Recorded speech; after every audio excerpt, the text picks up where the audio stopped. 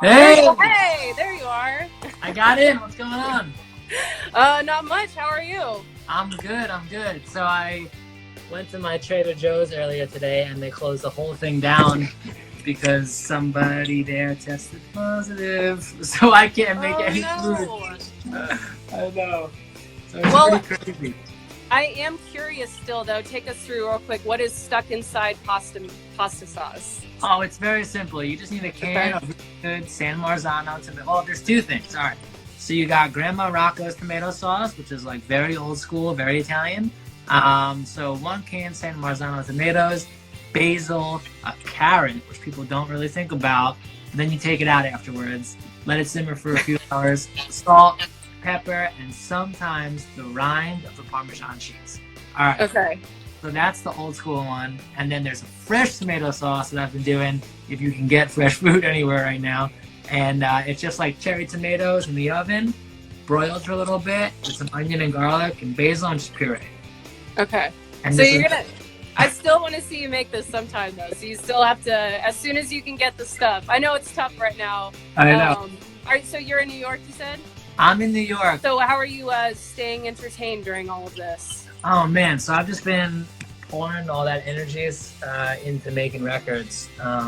So everything that I normally do is now just in my bedroom. So I've just got like a little baby pedal board, a record player with some of my grandpa's old records that I've been sampling, and just a bass and a guitar, and that's really it.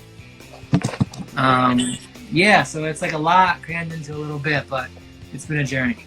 It's like I feel like we're getting a Cribs tour. Oh, right? Of your apartment. Well, thanks for taking the time to do this. We've started doing this because this is really all we can do right now to connect with people. It's cool too because we met you in Vegas and it was super loud and it was hard to talk to you, so it's fun to be able to talk to you right now. And Yeah. we have a lot of people joining in the chat. So first of all, if anybody has any questions you want to just like throw out there, we'll just read them as we go. But we're currently playing Used to the Darkness, which we love, of course. Thank you That so song, so it's a couple years old. What does it feel like for it to be picking up steam right now? Oh, it's incredible.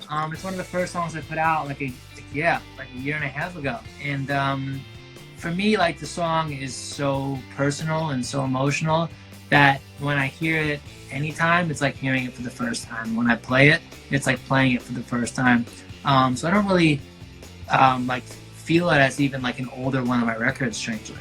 It kind of like is taking on a new life, wouldn't you say? Oh yeah, it's just cool People to me. discovering it.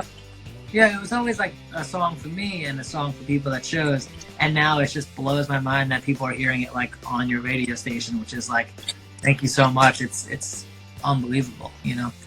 Of course, and if anybody has had a chance to see you live, I want them to say so in the chat. But one thing, so we saw you live in Vegas, and we were already familiar with you, so we knew your music was going to be great. But what I told people about the last, or when I talked to them, is how you come out on stage and just kind of like present yourself. It's what I thought when I saw that. I was like, okay, here we go.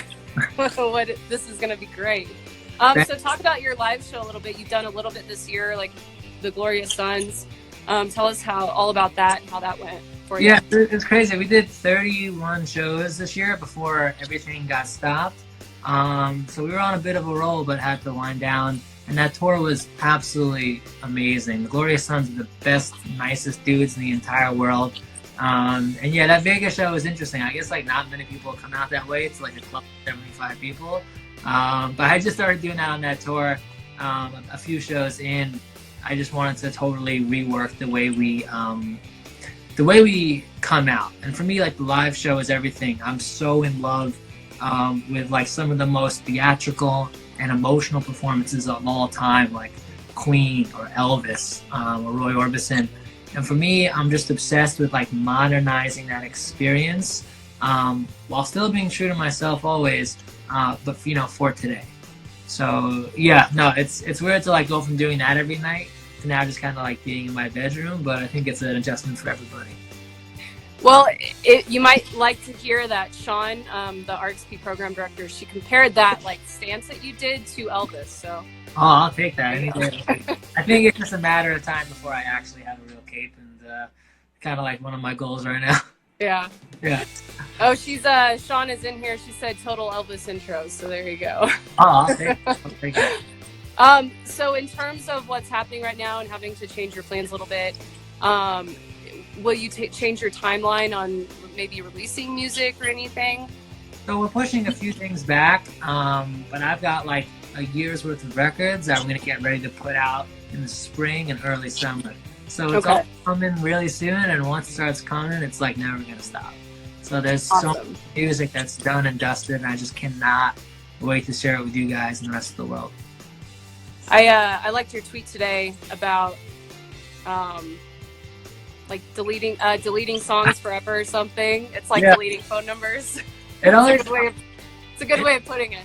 It also always like blows my mind when people like reference my Twitter, because I just say anything and I like forget that people are out there listening to what I'm saying. But yeah, no, I delete, like I just kind of go on binges the way you might delete like an ex's phone number, so you're not tempted to text them or anything. Like I'll just take a song and I'll listen to it a few times and be like, don't like it, and then I'll just take it and I'll drag everything into the bottom right hand corner into that little trash bin on your Mac, and I'll just like then clear my trash so I can't touch it ever again. You know, Like, do you ever try to get past that message that's like, are you sure you want to delete? This is gone forever. You just hit it real fast. You're like, don't ask me that. Yeah, you gotta like rip it all off like a Band-Aid. You gotta just get rid of the record so you never think about it ever again. Yeah. Unfortunately, like I can't like follow these songs on Instagram or anything, so they'll never be in my life. You know what I mean? Like, once they're gone, they're gone. I have like a very weird love-hate relationship with my own music. Like I either love what I'm doing or I hate it, and it's like if I hate it, I'll just trash it right away. So we were kind of messaging a little bit with your management. They sent over something. Did you play with the Rolling Stones last year? Album for the Rolling Stones, yeah. What? Yeah, that's crazy. That's amazing. So do you have any like, cool stories from that? Do you have any cool like Mick Jagger stories for us? Crazy. I mean, so first of all, like they were potentially going to do a bunch of shows with them this summer, but it all got canceled. I don't think I'm even supposed to say that, but we did one in Philadelphia, and like I'm an unsigned artist, so I don't really have any connections, and I'm not like anybody's nephew or anything. Like I don't really, have any way to get to the Rolling Stones, but somebody from their management team just happened to be at a show in Los Angeles a couple months ago, saw the show, brought it to the band, and they don't care if you're signed or not signed or big or small, and they were just like, yeah, we like it, let's have them open for 80,000 people for us. So it was pretty insane. So I have this little rehearsal space in Brooklyn. It's not much bigger than my bedroom. It's like maybe 100 square feet, and we were rehearsing for this show all day and all night in 100 square feet in this little like abandoned warehouse I have in Brooklyn that I'm squatting in currently. So we're rehearsing for this show day in, day out, and I'm rehearsing the way I'm gonna run out onto this stage in this football stadium over and over again in my sleep, on the train, walking home, everything. And I'm backstage, and it starts raining right before I go on, and the stage manager runs up to me and he said, I gotta tell you something, and he grabs me and he says, the stage, if it gets wet, it's more slippery than black ice. So what? Like my intro music is playing, I'm like, what's going on? So I'm like, okay, slippery stage. I've been on slippery stages, it's fine. I sprint out there, I run, and on the first step, my body goes completely horizontal to the ground, like this, completely horizontal. I fall down in front of 80,000 people, my first step out there, after living and dreaming this show my entire life since I was a little boy. And I fell, and I kind of like came to, and I was like, I